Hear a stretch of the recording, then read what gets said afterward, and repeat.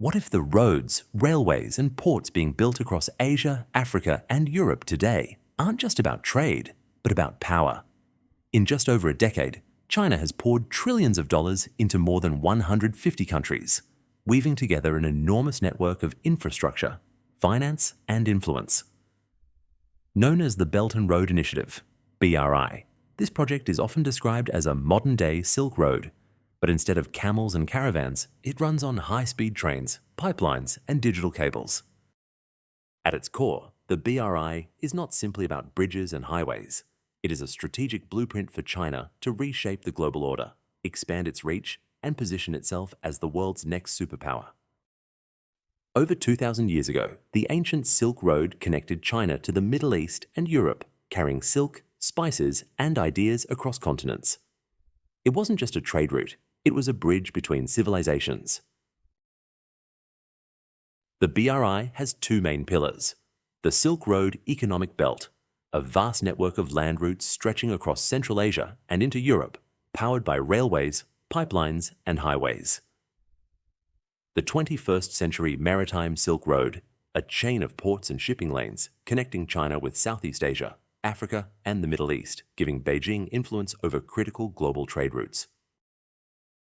Some of the most ambitious projects include the China-Pakistan Economic Corridor, linking Western China to the Arabian Sea through Gwadar Port, high-speed railways in Southeast Asia, cutting travel times and boosting trade.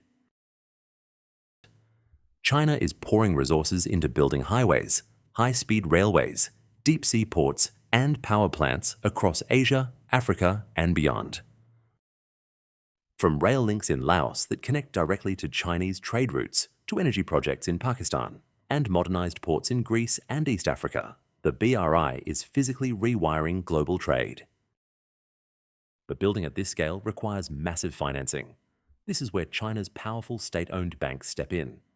Institutions like the China Development Bank and the Export-Import Bank of China provide loans worth billions of dollars, funding projects in countries that often struggle to attract Western investment. In many ways, Beijing acts not just as a builder, but also as the banker of the developing world. Yet, this financing model has sparked fierce debate. Critics argue that the BRI is a form of debt trap diplomacy, a strategy where countries take on loans they cannot repay, allowing China to gain strategic assets in return. The most cited example is Sri Lanka's Hambantota port, which, after struggling with debt, was leased to a Chinese company for 99 years. To many, this looked like economic coercion. The Belt and Road Initiative isn't just about trade routes, it's about power projection. Every railway, port, and pipeline strengthens China's position in the global order. First, the BRI gives China direct access to critical resources. By financing mines in Africa, pipelines in Central Asia, and energy projects in the Middle East, Beijing is ensuring a steady flow of raw materials and fuel to power its massive industries. These supply lines reduce China's dependence on vulnerable choke points like the Strait of Malacca, a key strategic concern for Beijing. Second, infrastructure builds more than roads. It builds political leverage. Countries that depend heavily on Chinese investment often find themselves aligning with Beijing in international forums. Whether it's African states supporting China's positions at the United Nations or Southeast Asian nations softening their stance on the South China Sea disputes, the BRI creates a network of political influence that extends far beyond economics. Third, the initiative is increasingly viewed as a direct challenge to US dominance. Since World War II, Washington has been at the center of global finance, trade, and security. The BRI, however, offers an alternative system, one where Beijing writes the rules and sets the standards. By building parallel financial institutions, such as the Asian Infrastructure Investment Bank, and forging deep ties across continents, China is signaling that it wants to reshape the world order on its own terms. Finally, there are military implications hidden within civilian projects. Many of the ports built under the BRI, from Gwadar in Pakistan to Djibouti in East Africa, could serve dual purposes: commercial trade hubs in peacetime and logistical bases for China's expanding navy in times of conflict.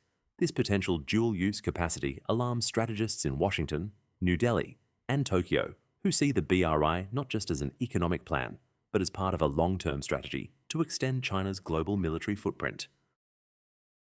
The Belt and Road Initiative is no longer just about railways, highways and ports. It's moving into new frontiers.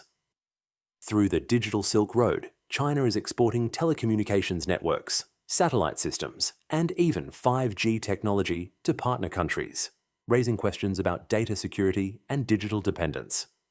Meanwhile, the Health Silk Road, accelerated during the COVID-19 pandemic, has seen China provide vaccines, medical equipment, and hospital projects abroad, further embedding its influence in the global health system.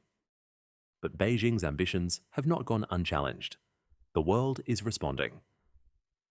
The G7's Build Back Better World, B3W initiative, along with the EU's Global Gateway and the US-led Blue Dot Network, aim to provide alternative infrastructure financing that emphasizes transparency, sustainability, and democratic values. India and Japan, too, are investing in regional connectivity projects to balance Beijing's dominance. The battle for influence is no longer just about economics. It's about who will define the rules of globalization in the 21st century.